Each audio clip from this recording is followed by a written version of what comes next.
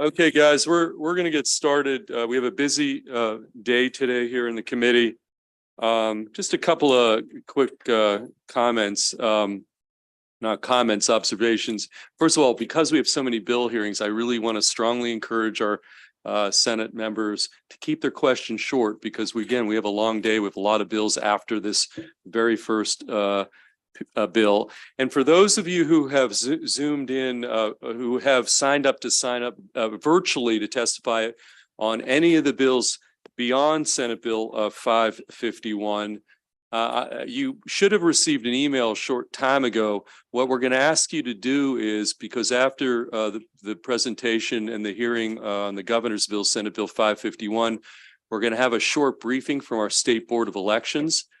And what we're going to ask you to do, if you signed up for all those other bills, not the governor's bill, is to sign off, but then sign back in at the conclusion of the Board of Elections briefing. Okay. So if you're not signed up for this particular bill, Senate Bill 551, come back on, keep, watch and see when that briefing's over, and then log back on at that time. And we're going to proceed with all the other 15 bills in front of the committee today. So with all that said, we have in front of us, we've got our Governor Wes Moore, who, by the way, is at our brand new podium lectern that I had in mind when I requested it. I had you in mind that you were going to come in here and you look the part. And so we're here on Senate Bill 551. And with you at the witness table, your panelists, your designated panelists, we've got General McChrystal, Stanley McChrystal. Welcome, General. It's a real honor to have you here. And we've got Michael Smith, CEO of AmeriCorps. So, Governor, you have the time you need to explain Senate Bill 551. Thank you, Chair Feldman, and thank you for breaking out the new podium. It feels good. But I'm honestly, I'm humbled and I'm honored for the invitation and for the chance to discuss a bill that we are very, very passionate about, and we know also is a continuation of the work that this body has been doing for a long period of time. Vice Chair Kagan, also thank you. Thank you for your leadership and thank you for having us here. And to all of the honorable members of the Education, Energy, and Environment Committee, it really is an honor to be here. And it's an honor to be in your presence and to testify on behalf of Senate Bill 551. For the record, my name is Wes Moore. I'm the 63rd governor of the state of Maryland, and I'm joined here by true leaders and trailblazers in this field. General Sam McChrystal, who is the board chair of the Service Year Alliance, and also Michael Smith, who is the CEO of AmeriCorps. And grateful to you both for your friendship and for your leadership as well, and for being here. I believe deeply that the challenges that are being faced in our state right now, and frankly, all the challenges that are being faced in our country, are not insurmountable. And in fact, it is service that are going to help us to figure them out and move past them. That, as I said in the State of the State address, that service will save us, and that Maryland can be and will be a state of service. And in fact, on my first full day of office, I signed an executive order. And the executive order was the creation of the Department of Service and Civic Innovation. And that had an exclusive goal of being able to understand, evaluate, and bring together all the various offices and programs that we have within the state to bring it under one umbrella, one measurement of accountability, to be able to ensure that we can actually create frameworks where service is not just open to all, but that service can actually benefit all. And I know that this idea of elevating service and putting these things together is not an original idea. I know it is something that this body and the actual delegations, various delegations, have been pushing forward. And if you look at the passage of a remarkable bill that you all pulled together before, which is Maryland Corps, we see these additions as accretive and not duplicative. We see them as things that will actually add value to the larger conversation. And we know that all of you as a body feel deeply that we want to make sure that this is a state that truly serves. And we see this as adding a real component to be able to make that happen and to make it so. And the Service Year Option Program that we've had, and it's established a bill that will provide young people of every background and of every single jurisdiction within the state the opportunity to both serve the state, but also to gain real world experience and real world skills. because we see this platform and we see this bill as an opportunity to be able to set a bridge and really set a bridge to the participants' next steps of employment or education, whether it be a career, whether it be public service, whether it be technical training, apprenticeship, post-secondary education, or frankly, another service program that they'll embark on. That we see it as a bridge for a financial bridge for students. Because we also know that we're dealing with students that might not be in a stable financial situation. So we see this as both an opportunity for them to be able to serve, but also for them to have an earned buffer, an earned financial buffer, that when life gets in the way, that they then have additional resources and supports that can help them navigate that process. But we also see this as a bridge for these young people in these next steps of their life. And it's a bridge to be able to bring together different parts and different groups of our society. Because we know in this time of political divisiveness, in this time of political vitriol, that being able to bring people together to serve under a common umbrella, being able to bring people together to serve under a common banner, that is the type of connection and that is the type of stickiness that we know is going to help move our state forward. So on Senate Bill 551, it sets up a framework for the service year option program that will be implemented by the Secretary of the Department of Service and Civic Innovation. For all students who receive either a high school diploma, a certificate of completion, or the equivalent level of education within the last 2 years, they'll be eligible to participate at the discretion of the Secretary. And participants will be paid. They will partner with a mentor. They will participate in opportunities of personal growth beyond their work. And that includes things like financial literacy. That includes other additional life skills that we know are going to be necessary and prerequisites, regardless of what they see as their next path or their next step.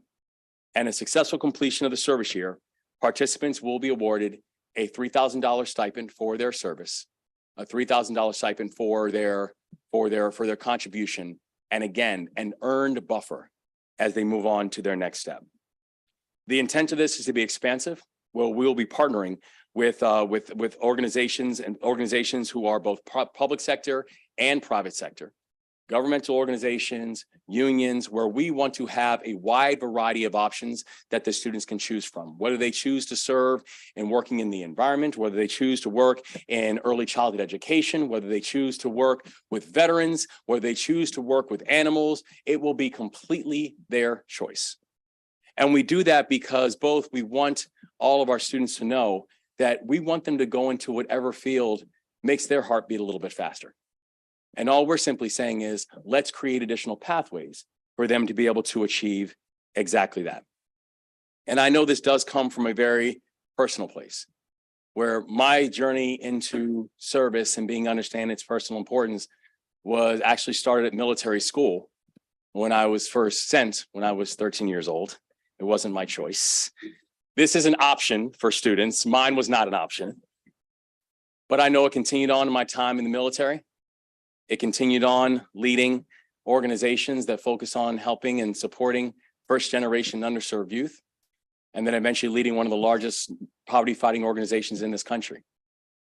And I know it does work when it comes to both being able to provide that level of buffer and support, because frankly, it provided me in my service, provided me pathways into worlds that I did not know were there, and I didn't think were imaginable.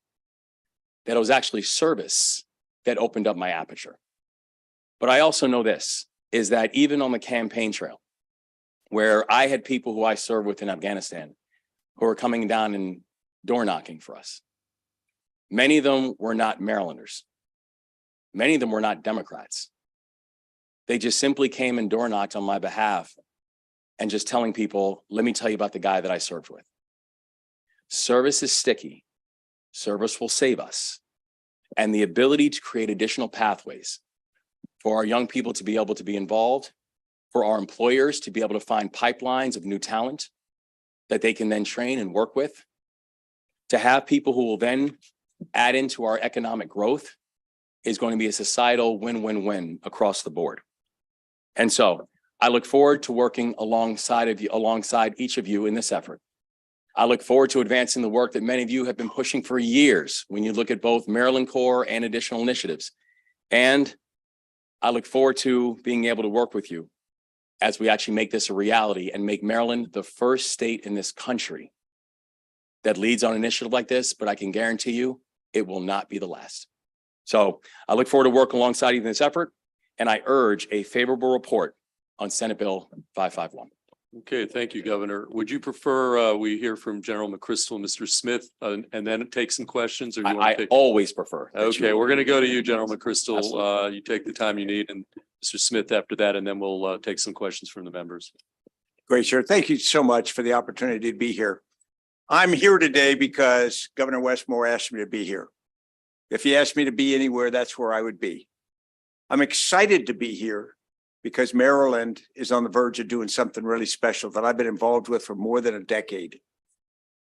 My experience in the military was that you get a different view of yourself, a different view of your fellow citizens, and a different view of your relationship with the nation.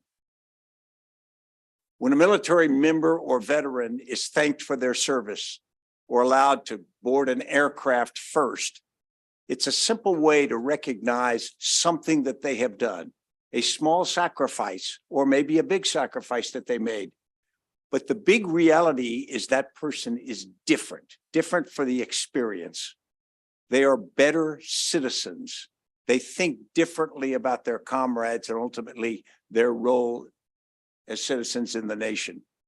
To me, service is not just an opportunity to get certain tasks done in the state or in the nation. We could hire people for that.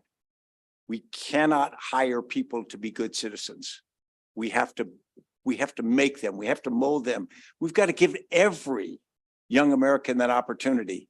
Most of you will know that less than 30% of young Americans qualify to enter the US military in any way. And yet we have to give every young American the opportunity for that feeling when someone thanks them for what they've done, to feel good about themselves, to feel responsible, to feel like they are shareholders in the great American experience. So thanks very much for what you're doing. And I'm excited to see what Maryland is going to get other states to do. Okay, thank you, General, for your testimony. Mr. Smith, and after that, we'll take some questions from the senators. Thank you so much. Good afternoon. I'm Michael Smith, CEO of AmeriCorps, the federal agency for volunteering and service. Thank you, Chair Feldman, Vice Chair Kagan, and members of the committee for the opportunity to speak with you today. And I want to thank the governor and General McChrystal, who exemplify the power of service, both in uniform and out. We know that the soul of America and the open secret to our success has always been our ability to come together in service to others. I've seen that power and potential and that impact firsthand in my own life. I was born to teen parents. We did not have a whole lot of money when I was growing up. We had the opposite of that. But what we did have was we had love and excess in a village that nurtured and guided me. The center of that village for me and my family was my local Boys and Girls Club. My mother sent me there at 7 years old for what she said was cheap daycare. But what she didn't know that she was going to get was a second family, a crew of mentors, coaches, and advocates for her young son. Their selflessness and their service made my path possible. And that's a story of millions of Americans who step up every day to create possibility and in turn make all the difference for so many families like mine. Each year, AmeriCorps grants nearly $1 billion to state and local governments and nonprofit organizations, which enables about 200,000 AmeriCorps members and AmeriCorps senior volunteers to serve in nearly 40,000 locations across the country.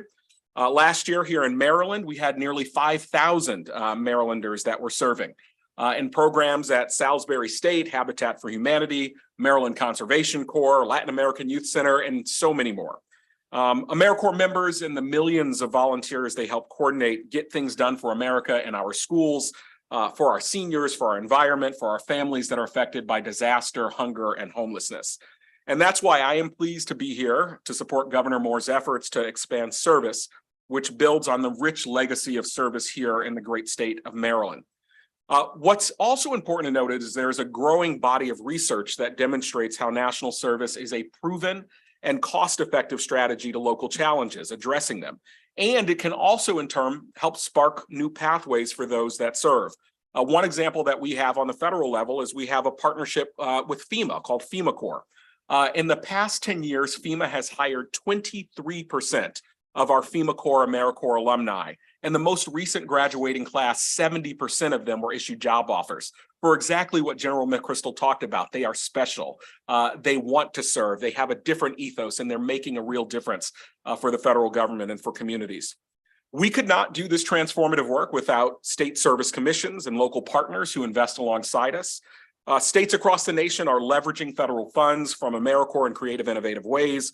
They're launching certified apprenticeship programs, public health corps, and even college corps that provide both service and real-world job experience, like what we hope to see here in Maryland.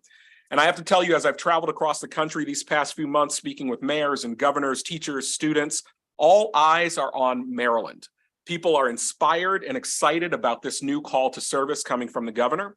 And I think if the last few years have taught us nothing else, it's taught us that service to community and country is the light in the darkness. It's the hope when facing hopelessness.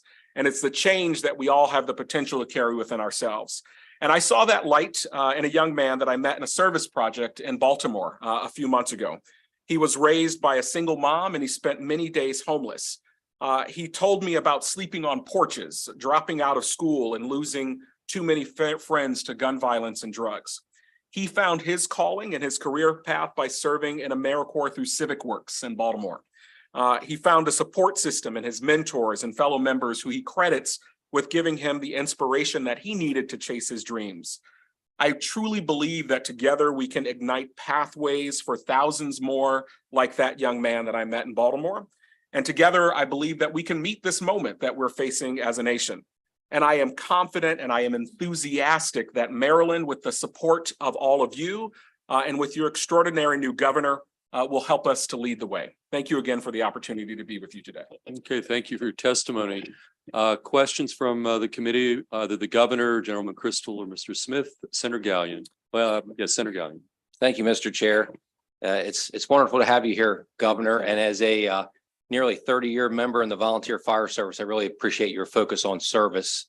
But I do have a question for you.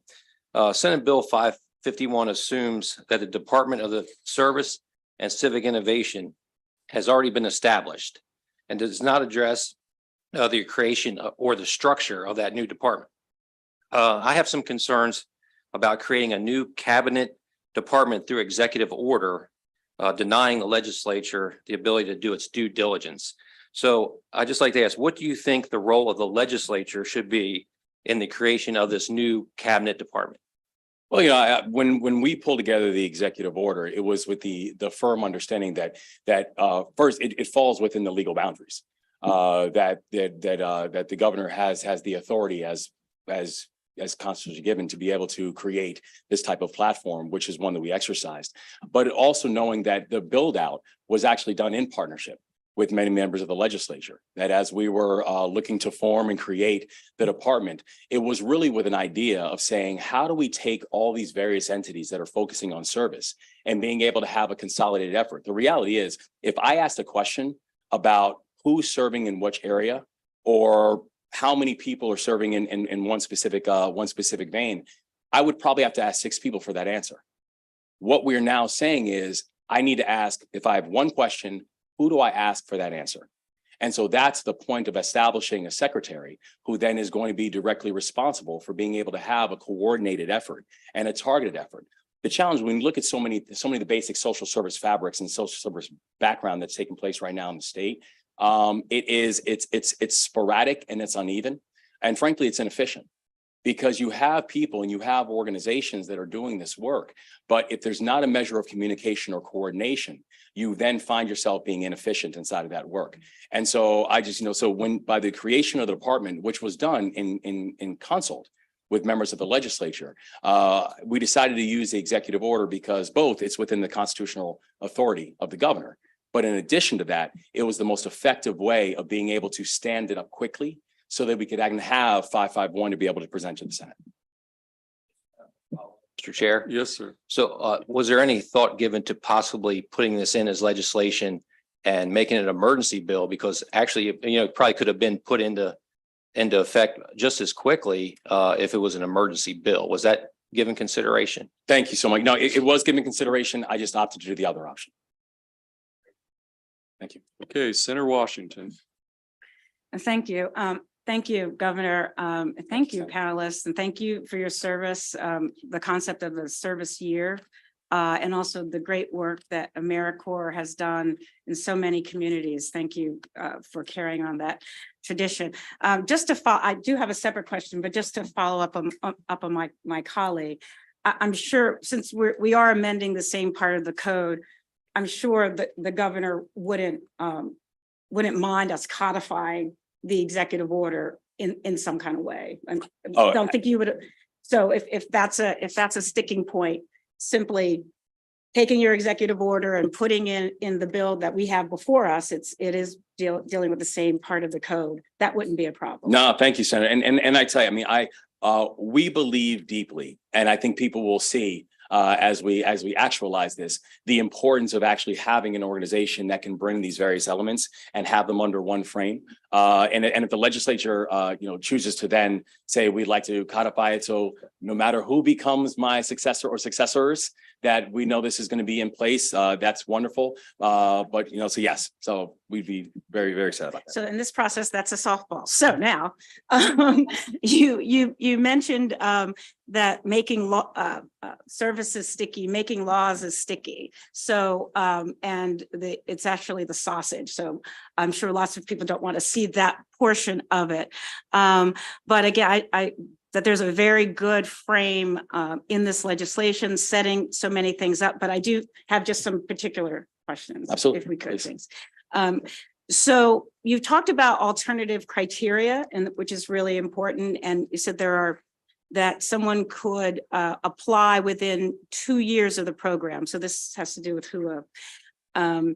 If someone is 3 years outside of the program, would they be eligible, or would this be part of alternative criteria that could be established? Yeah, that would be, we established as the 2 years, just putting together the initial benchmarks and the initial guardrails about the students that we wanted to have participate. And you're absolutely right. We wanted to include it that it's not just high school graduates, because there are going to be some people who have equivalency degrees. They're going to be, we wanted to make sure that we're using inclusive language about certain students who might be homeschooled. We wanted to make sure that all students had the chance to be able to participate as long as they fell under a high school completion guidelines. And so we use the 2 years as our initial frame, but obviously, as we're looking to build out, if the decision was, and we want to work in consultation with the secretary on this, but if we wanted to say we extend it out, that'd be something that we would be open to. Because I see you focusing on the transition to adulthood, and that's that key area, that age of 17 to 24. That's right. Where so many of our programs, so much of the recruitment is done. AmeriCorps centers on that population, the service year. So that sort of possibly being part of that. And then just another criteria area that I want you to consider is that we've done a lot of work over the last few years around unaccompanied homeless youth. Yes. And making sure that the process of leaving home, having to be self-supporting, whether you are officially designated as such, that those are people who might not have some of the paperwork or et cetera, but to contemplate them being part of that service. Would you imagine that population as well? Absolutely, Senator. Unaccompanied youth, youth that are aging out of the youth that are aging out. When we're students that have developmental disabilities, we really want to make sure, and you look at the language that we included, it really was to ensure that we were trying to be all encompassing of the student body and the student population that would be eligible. And your point about that the 2 years is an important one, because, for example, when we look at things like Maryland Corps, we see that as an important sister service component to what we're building. And we know that this is a much more targeted age group and a much more targeted frame than we look at, for example, like what we have with Maryland Corps. But it's exactly right. We want to make sure that for that population that we are targeting, that we are trying to be expansive and participation. So that is, we really want to center in on a 3-year gap so that they're around the same age. Is that the? That's exactly right. Is that the thought? Okay, That's good. exactly for the initial goal. That's right. And then finally, just for now, you talk about regional program leaders. And I just want to understand what those are. It talks about identifying and working with nonprofit entities who receive grants and they serve as regional program leaders. Are they're going to be regions across the state, and then there'll be sort of nexus types of organizations? Yeah. could you That's exactly describe right, what Senator. that is? Yeah. Yeah, so basically, in the state of Maryland alone, there are over 40,000 nonprofit organizations who are all doing really great and heroic work, who really are the social service background and fabric of our society. But we also know they have very different and sometimes very bespoke and targeted areas of focus. And we know that some of the needs that you're going to see over in Westminster are going to be some of the needs that are different in West Baltimore. And that's okay. But that's why we want to work with the specific organizations on the ground to be able to target where their needs are, where the pain points are, and where having this influx of talent and intellectual curiosity, what that could actually do to be able to help them to serve their needs. We still do think it's important. Or even if an individual student happens to live in one area, that doesn't necessarily restrict them from working in that area. We actually think that there's a promise where they can actually go to other parts of the state, and that'd be a great way for them also learn about other parts of the state as well. Mobility is huge, and that's some of what your service provides is move around. Thank you That's right. very much for answering my questions, and we look forward to building an amazing program. Bless you, Senator. Thank you. Okay, we're going to go to Vice Chair Kagan, and again, keep the question short. I know the governor has got to be splitting shortly to get to another event, but that said, Vice Chair Kagan. Thank you, Mr. Chair. Before I start my question, I just think since we're talking about public service and community service, that we need to say the name President Jimmy Carter in this room. And I know that we're all keeping him in our prayers, and what a role model he was for our country and for the world. With that, Governor General, Mr. Smith, thank you very much for your leadership, for your commitment. I have just two quick questions. One, you're talking about 200 program participants in the year of implementation, and then 4 years later, 2,000 participants. Can you talk about how you're gonna launch it? And then I'd love to hear about partnerships that you have thought about planning or that maybe you've already started establishing. Absolutely. So we're excited that in short order we'll be presenting who it is will be the secretary in front of you all for your approval. And when we're talking about what is going to be the rollout, the reason that we wanted to start off and say that we think we can start off with an initial batch of around 200 students and then continue to grow from there is that we want to make sure that as we're building this out, that we're building it out smart and effectively and prepared for scale. Because this really is, Maryland is going to be the first statewide example of what the scale of this look like. And so we want to make sure that we're just moving smartly and deliberately. And so our ability to be able to work with our partner organizations to be able to do that is going to be a core part of making sure that we have that's the slow and efficient rollout that we think is going to be necessary and required. The second thing on the partnerships, one of the great things we've seen about partnerships is we have literally had partners who have already preemptively reached out to us where, for example, not only nonprofit organizations, we had one company that we were speaking about yesterday who, as they heard about the service year option, they said, we'll take 50 of them. So this is going to be something where this is going to be the public sector, the private sector, government agencies, in unions, where we want to really bring the entire facet of society into this idea of a service rollout component. And in both the first tranche and in all consecutive tranches, you will see a combination of various sectors of our society who will be participants and underwriters. Thank you. Okay, we have about 5 minutes. I think you're going to have to leave, I'm told. So we're going to go to Senator Hester, Carozza, and Augustine, and that'll be it. So keep it really tight. And Governor, Keep it tight. Keep it tight. Yes. Okay.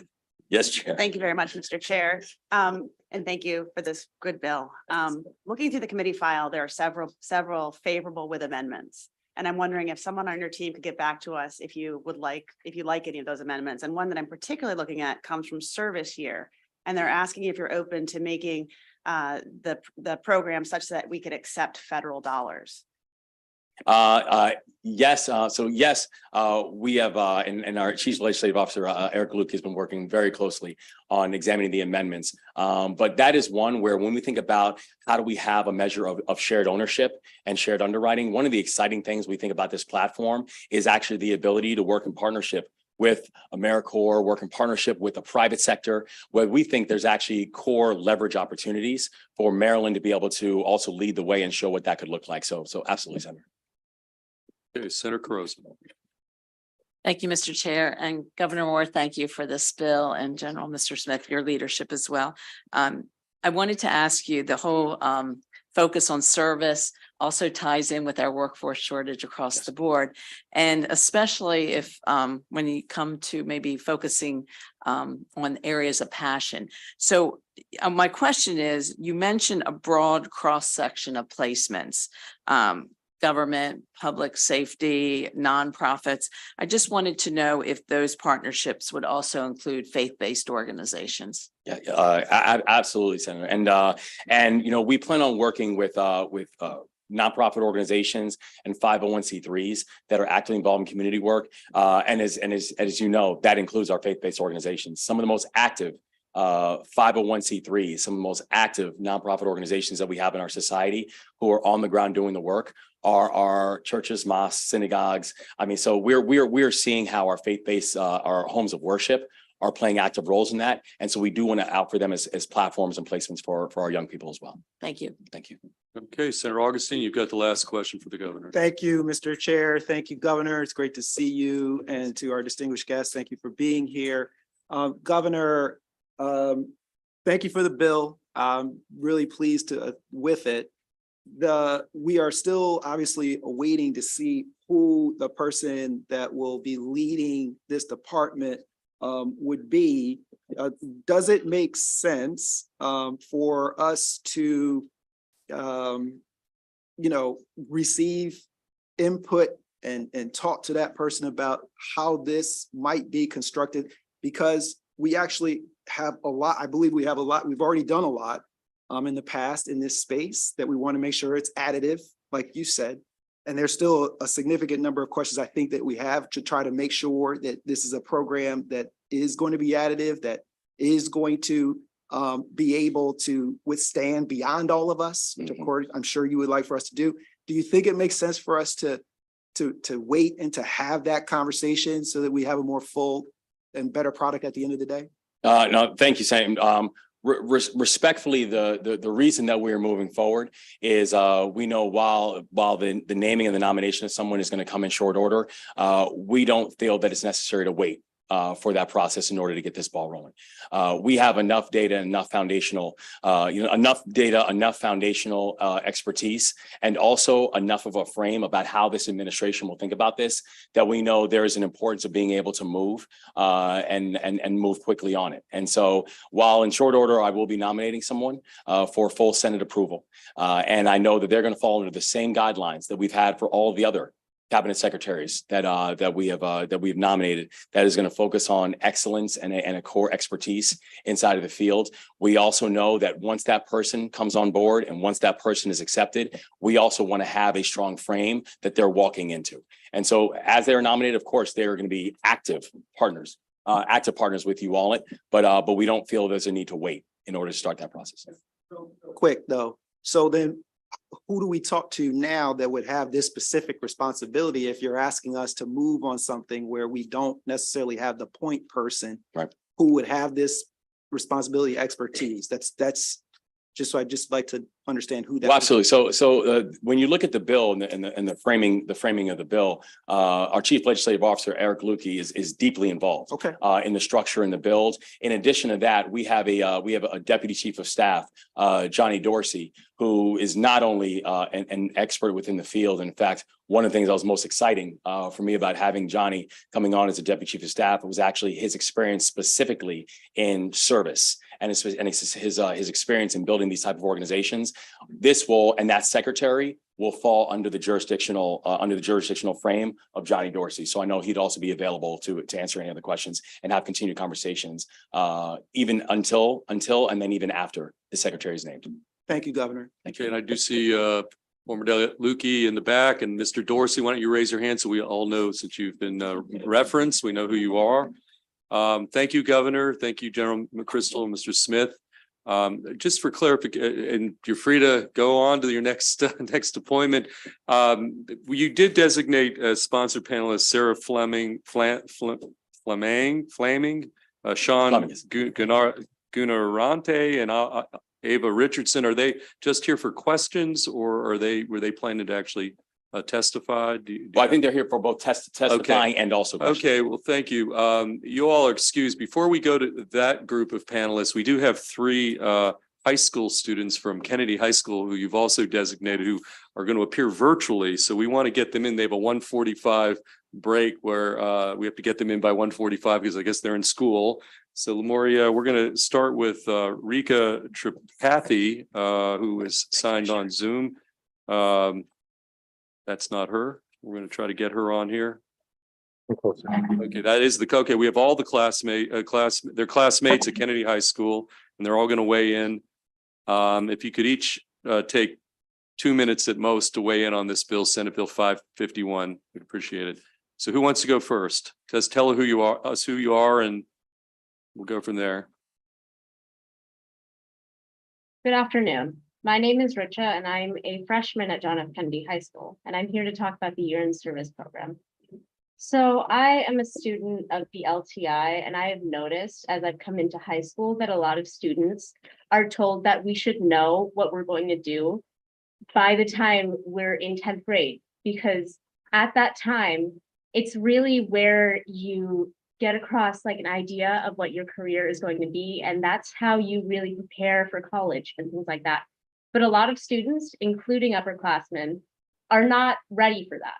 So, of course, there's always the idea of taking a gap year, but taking a gap year means taking away a year you could possibly be spending at college, which could possibly take away from opportunities in the future.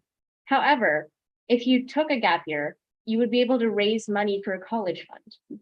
On the other hand, if you went straight into college, then it's easier because of how you can really jump into the work. However, you have to spend a lot of money just on the loans alone. So you're really just taking out these student loans that you could potentially be spending the rest of your life trying to pay off. So I feel like this program would be like a good in-between from these two opportunities, because it both pays you and it allows you to really sort out career options and choose what you want to do through real on-hand experience. So I believe this program should be implemented in Maryland. Okay, thank you. Who else do we have there in the room? Okay, just tell us your name, and then you've got 2 minutes to testify here on behalf of Senate Bill 551. My name is Maramali Tampaso.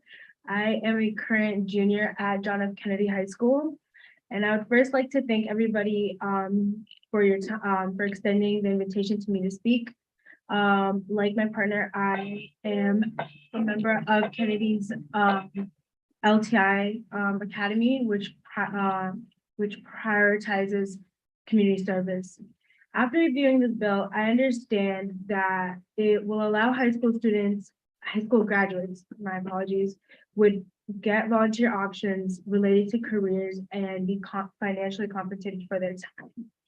By offering a salary, I believe this will encourage more students to participate and provide us and not be discouraged by lack of income. The bill's attention to college and career coaching also is a major benefit, as many students don't have access to it, or the knowledge provided by schools is very limited. Mobility and accessibility, however, are two concerns of mine regarding this bill. Since some areas may have more nonprofits than others, it may hinder the impact of participation of volunteers in certain regions. Another concern about this bill I have is eligibility.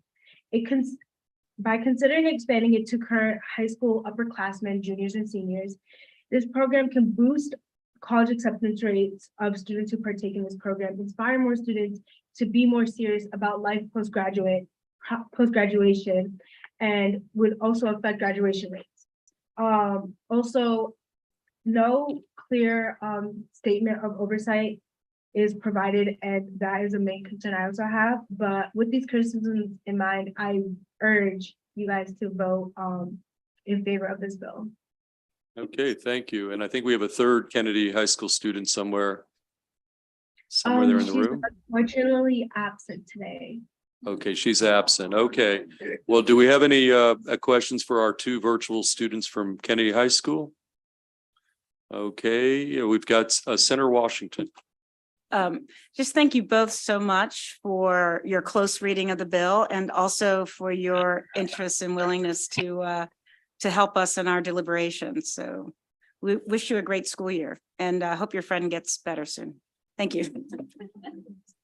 Okay, thank you. Thank you. You're released back to school. I know you were at 1:45, you could be back in class. So we gave you 1 minute to get back to class. Okay, well, let's go back. We have some other students that are not time constrained. Let's go back to the in-person panel that the governor had designated. Ava Richardson. Come on up to the witness table. We've got 3 witnesses, Sean Kuminarante and Sarah. Okay, so we've got the 3 of you. Why don't we lead with you, Miss Richardson, because you're the first person I call. Unless do you have a sequence you prefer? I can go first. Okay, why don't you go first? And I think June Chung and Johnny Dorsey are just here for questions, right? Okay, excellent. Okay, come on, Great. proceed. Good afternoon, Chairman Feldman, Vice Chair Kagan, and honorable members of the Education, Energy, and the Environment Committee. My name is Sarah Fleming, and I'm here to advocate on behalf of the importance of service opportunities to our local communities, our people, our state, and ultimately our country. Maryland has a unique opportunity to lead the future of service nationwide. I proudly lead a service organization called Baltimore Corps, a nonprofit that connects talented but often overlooked people to high mobility career opportunities through service, improving their lives as well as their communities. For the past 10 years, we have grown the landscape of service in the Baltimore area, working with thousands of people who are serving their communities while building their career and experiencing personal growth through service. In recent years, we've also partnered with other cities across the country to share the Baltimore Corps concept and expand service opportunities nationwide. Over the last decade in Baltimore, we've worked with thousands of people and witnessed tremendous impact. We know the need in our communities and the interest in service is high. More than 15,000 people have applied to serve in Baltimore through our programs at Baltimore Corps. Unfortunately, the demand has exceeded the capacity and resources to place everyone that is interested. A service year option can increase the opportunities available to young people seeking service pathways. The young people that come to us are hungry for purposeful places to apply their skills, and all of us can play an important role in making that a reality for them. Service transforms lives because it connects people to something bigger than themselves. Service helps people find direction and a sense of purpose, gain invaluable professional skills, and expand their networks. This has certainly been my own personal experience, but I've also witnessed the power of service for countless other individuals through our work at Baltimore Corps. Finally, service can create not only an immediate powerful experience, but also a pathway that bridges from a service year to the next step towards long-term employment and career growth for further education. I wholeheartedly support service year option as a path for young Marylanders to engage in important work in our future workforce. This concludes my testimony. Okay, thank you. We didn't put you on the clock, but we're going to put everybody on a sort of a soft clock here, just because we have to keep things moving today. Sir, tell us your name and proceed from there. No problem. I'll be very quick. Good afternoon, Chairman Feldman, Vice Chair Kagan, and honorable members of the Education, Energy, and Environment Committee. Thank you for giving me the opportunity to speak with you all today. My name is Sean Johan Grunrutner, and I currently serve as the Director of Economic and Workforce Development for a community-based nonprofit in West Baltimore. I'd like to begin by letting you all know that I've never had a set path in life. I never wanted to be a doctor or a lawyer or an engineer. And maybe similar to the students at Kennedy High, I had zero direction. I probably had less direction than they did. But I was 21 when I graduated college. And as I was about to graduate, a friend told me about a program called City Year, which is a AmeriCorps program. They told me that it was a place that had uniforms and structure and you had to get up early at 7 a.m. And I realized I had no other option, so I decided to do it. It gave me an incredible appreciation for the teachers that work every single day, thanklessly, to help our students succeed in America. It turned out to be the hardest and most rewarding job I've ever had up to this day and in my life. It gave me so much about teamwork and leadership at a young age, and I've used those skills throughout my career. I worked at the Robert F. Kennedy Community Schools in Los Angeles for 2 years through AmeriCorps, and every job after that has been a piece of cake, honestly. I used the $10K stipend that I received for my graduate career at Johns Hopkins Carey Business School. At the time, they also had a scholarship for AmeriCorps volunteers. After I graduated from business school, all I knew was that I wanted to work for Baltimore in Baltimore City. I was fortunate enough to receive a service fellowship called Baltimore Corps, where I served as an economic development officer for the city of Baltimore, supporting small businesses. Through this fellowship, I was able to learn from the foremost scholars such as Dr. Lawrence Brown about the inequities that plagued our city and how we can approach those systematic issues through empathy and organizing. Baltimore Corps gave me a crash course on the continual fight for racial justice, and it is a perspective I continue to bring in my new role, supporting residents in West Baltimore gain meaningful employment. I'm incredibly grateful for these service opportunities, for giving me direction, purpose, and a foundation on which I built my career and ultimately my life on. The desire to serve was my compass, but these opportunities enabled me to harness my capabilities into action. And it is my belief that a service year option would provide a similar meaningful path for the young people of Maryland. This concludes my testimony, and I thank you again for this opportunity. Okay, Ms. Richardson. All right, good afternoon, everyone. Ava Richardson, Sustainability Director for the Baltimore Office of Sustainability. Thank you again, Chairman Feldman, Vice Chair Kagan, and honorable members of the Education, Energy, and Environment Committee. Since graduating high school, I felt a drive and a need and a dedication to serve, to give back and pay forward the kindness bestowed upon me from my elders, my family members, fellow churchgoers, and the broader community. Service was one of the first lessons my parents taught me, a lesson which I brought to my first job as a summer youth worker in Prince George's County, Maryland at Capitol Heights Elementary School. I went on to volunteer at Doctors Community Hospital during summer breaks while in college. And in 2016, I was given the honor to serve as a Baltimore Corps Fellow, which really reflected a critical career shift for me. Since becoming a Baltimore Corps Fellow at the Baltimore City Health Department, I have been able to build a really exciting career within the Baltimore City government. And during that fellowship, I supported overdose prevention trainings and awareness raising, along with several public health programs across the city, learned from so many other public servants and in the field of public health, as well as people that had different disciplines in various areas, and had the pleasure and the honor of working under Dr. Lena Wynn, the then health commissioner. To serve those in need in my community and those who supported me throughout my life has been a tremendous honor. And I feel deeply that service is not just an honor, but it is how we honor one another. It is how we respect one another. It is how we honor our ancestors and our elders who have sacrificed so much for us to be here and serve in the capacity that we do today. Today, as I mentioned, I serve as the Director of Sustainability for Baltimore's Office of Sustainability, an office leading critical climate change work across the city among climate vulnerable communities. As a public servant, I appreciate every opportunity to engage with residents on topics ranging from environmental justice to expanding access to green space to addressing toxic exposures among vulnerable communities. My years of service-oriented roles developed the humility, the patience, and creativity needed to address complex environmental issues alongside communities as equal partners. I applaud Governor Moore's efforts to establish a service year option program across the state for high school students. My office is dedicated to working with the new agency to provide young Marylanders an experiential learning opportunities, particularly for Black and Latino youth, as these youth are underrepresented in the environmental field and space. Thank you very much for your time, and I appreciate the opportunity.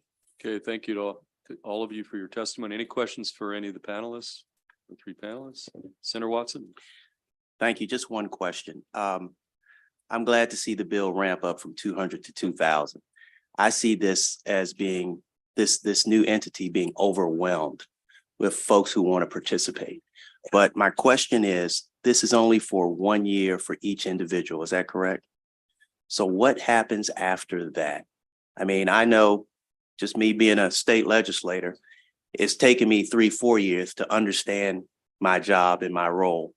And, I just want to make sure that this 1 year that they're spending in service is very, very focused and allows them to take their next step, because there has to be a continuous pipeline of folks, so they can't stay in there forever.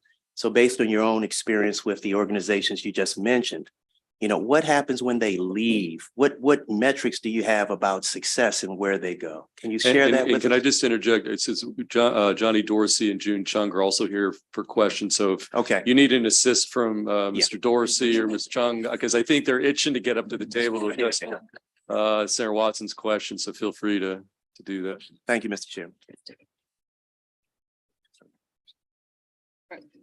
Thank you very much for the question. I would urge the three of you to jump in on this if you'd like to.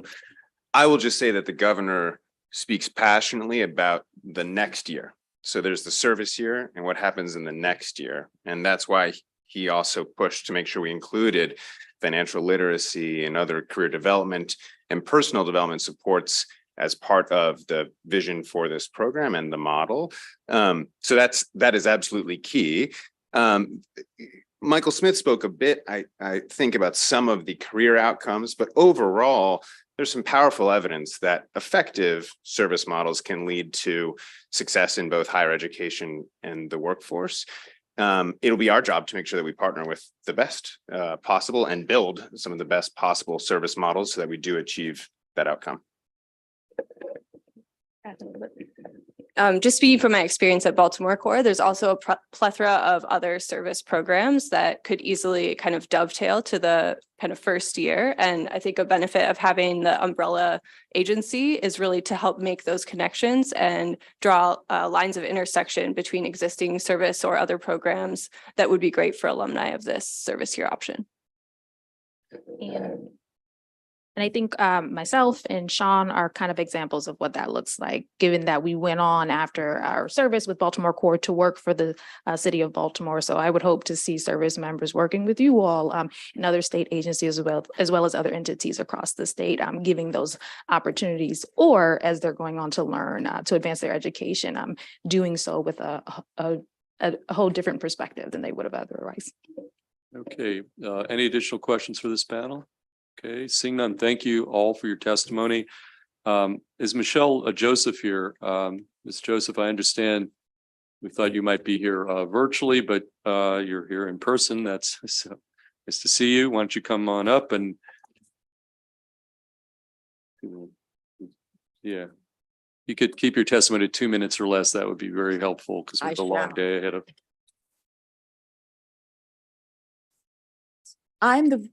I am Michelle Joseph. I'm a resident of Wheaton, Maryland, and a board member of the nonprofit Montgomery. I've started 3 businesses and taught high school, undergraduate, and graduate students at various institutions. While I'm currently undergoing breast cancer treatment, I felt that it was imperative that I testify today. For over 13 years, I've been the CEO of the Student Global Ambassador Program, or SGAP Leaders. We are a small and mighty nonprofit where underserved and underrepresented teens develop leadership and soft skills needed for college and career. In fact, our students, Risha, Samriddhi, and Maru, who attend Kennedy High School, have joined me today to virtually testify. As I shared in more detail in my written testimony, which I previously submitted to the committee, I believe that Senator Bill 551 is a critical step in the right direction.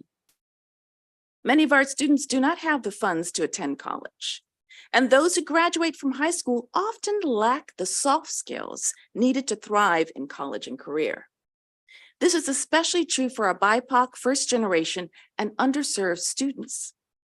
This bill would provide the first step of our high school graduates to explore careers in a variety of sectors, including the green economy, where BIPOC and women are grossly underrepresented.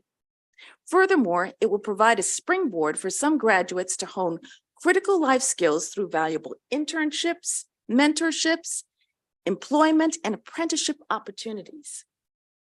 As a small business with a mission to elevate our youth, we are delighted that the state may disperse a stipend of up to $3,000 for those who complete the year in service. However, many small nonprofits need to support to shoulder the training and secure the funding for additional capacity needed to successfully execute this program. SCAP leaders and our partners such as SciTech2U are ready to help craft the amendments to strengthen this bill and to work hard to prepare our future BIPOC and women graduates. Okay, thank you for your testimony, Ms. Joseph. Any questions for the witness? Okay, seeing none. Oh, I'm sorry, Vice Chair Kagan. Ms. Joseph, thank you for making the effort to be here, and we wish you the very best in your journey and a quick return to excellent good health. Thank you so much. Appreciate that. Thank you. Very proud of our kids. Okay, we do have two potential virtual witnesses signed up as part of, again, the governor's sponsor panel, or they have not zoomed in. So that finishes up the sponsor panel for the governor. I'm going to now call up the non-sponsor panel witnesses. Drew Jabin is Drew from Maryland Bakers. Come on up. Shruti Police. Laura Stewart. Rachel London.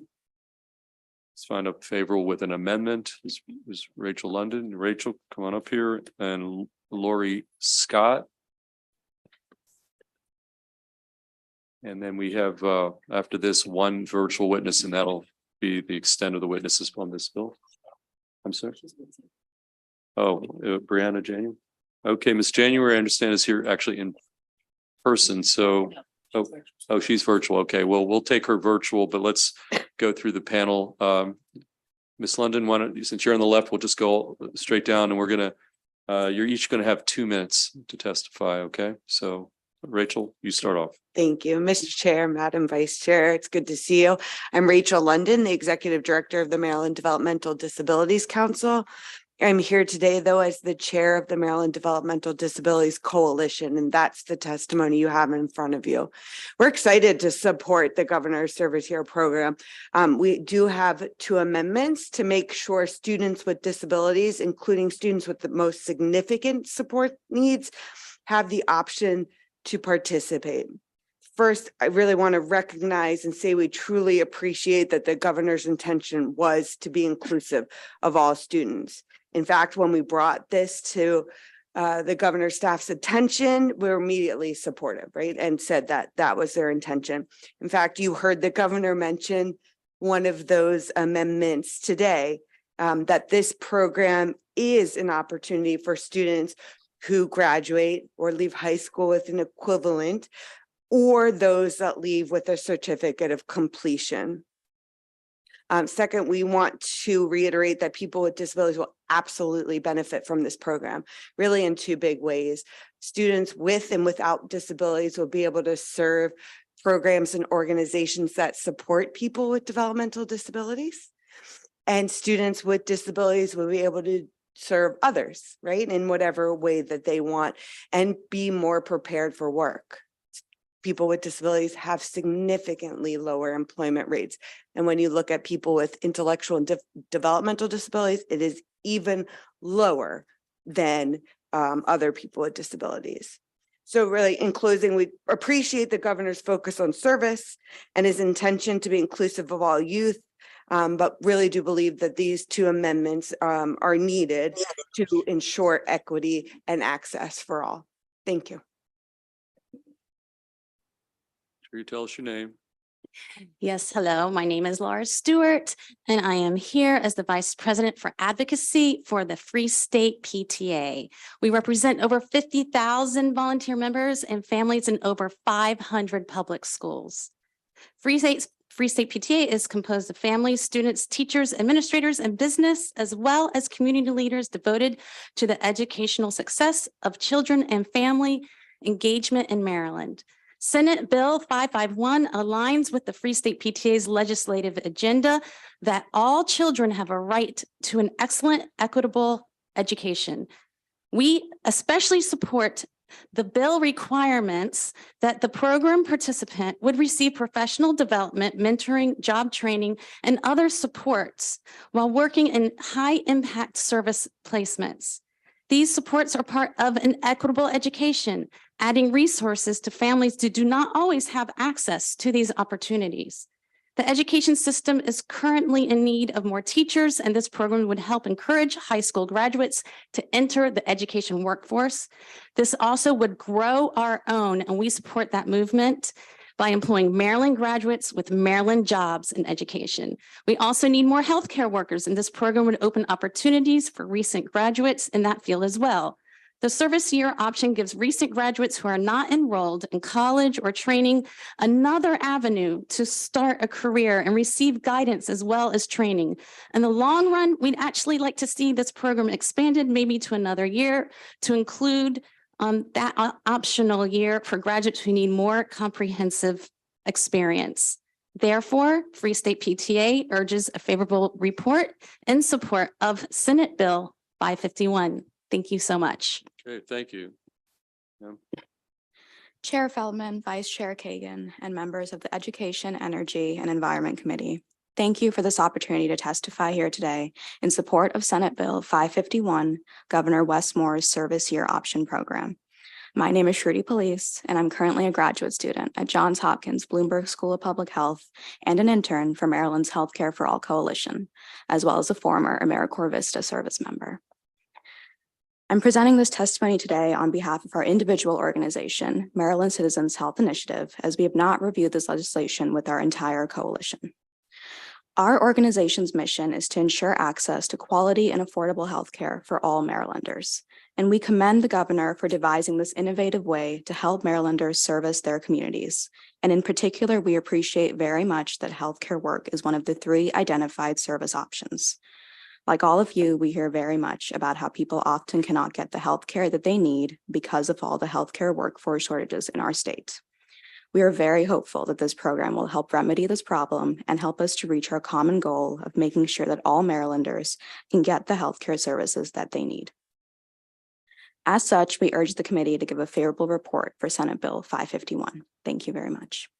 Okay, thank you. Chair, Vice Chair, members of the committee, Drew Jabin on behalf of the Maryland Bankers Association here in support of Senate Bill 551. As you've heard from all these wonderful witnesses, this is a bold, innovative idea to move Maryland forward. Bankers are here in support of this bill due to the financial literacy piece of it. We are striving to push this in schools in general and across the state. So this is just another tool in the toolbox, another way to kind of implement this. We think it's really important. I know you all have a lot going on today, so I will keep it short. You have my written testimony, but again, we urge a favorable report. Thank you. Okay, thank you. Hello, good afternoon, Chair Feldman and members of the committee. My name is Lori Scott, and I'm here today as a parent of a student with disabilities who will complete high school this year with a certificate of completion. I'm also here on behalf of the ARC Maryland as the president of the board of the directors. We are in support of this bill with friendly amendments to ensure that all students have the extra service year option. Students with disabilities have a disadvantage as it relates to employment and skill building compared to their non-disabled same age peers. By amending the language in 2 ways in this bill, we believe that more students with disabilities will have enhanced opportunities through the efforts of this bill. First, I'd like to propose an addition to the definition of program participant, like Rachel said, to include students who will receive a Maryland high school certificate of completion, like my daughter. And second, also amending the language for the required work hours to be 30 hours per week, unless otherwise approved by the department.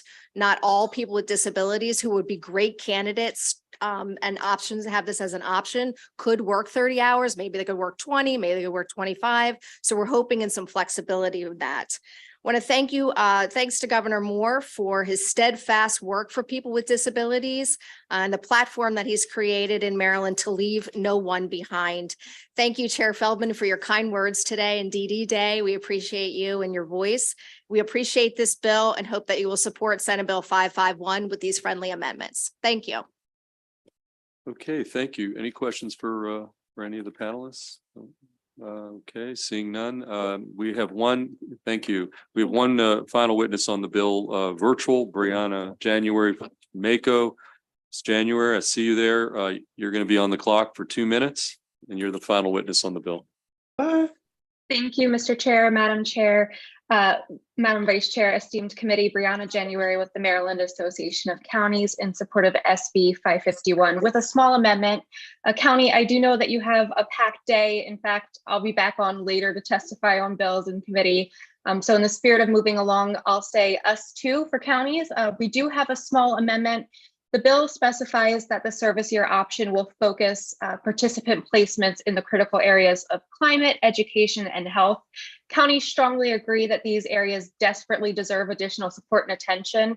We do also, however, believe that the bill and Marylanders would best be served with a friendly amendment to add to that short list of priority placements positions in state and local government facing long-term recruitment and retention shortages and challenges. I'm thinking of positions like first responders, our firefighters, law enforcement, emergency service responders, as well as public works and trade skilled positions. With that, we look forward to working with you and the administration on that amendment and this innovative initiative. Mako urges a favorable report with that amendment. Thank you. Okay, thank you. Any questions for Ms. January? Okay, seeing none. That concludes the bill hearing on Senate Bill 551. Okay, we're going to take a short break and we're going to get the Board of Elections up for this truncated briefing that was on the schedule, but we need to sort of zoom out and then zoom back in. So how long do we need? 5 minutes. So we're going to take it's 2:09, so be back here at 2:15 if you want to hear the briefing from the State Board of Elections.